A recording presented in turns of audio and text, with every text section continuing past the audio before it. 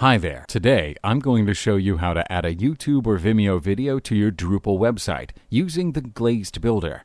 In this video, you will learn how to add, position, and customize the video element. To add elements to the page, click on the plus icon.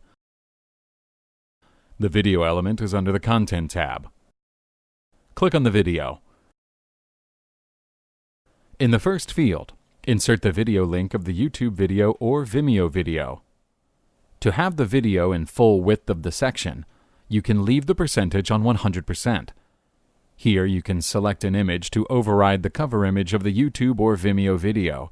Switch on the theme play button to have the video play button match to the theme color of your website. Add the video by clicking on Save Changes. As you can see, now you have a video on your website in just a couple of easy steps. Drupal is a powerful CMS. If you enjoyed the video, hit the like button and subscribe for more.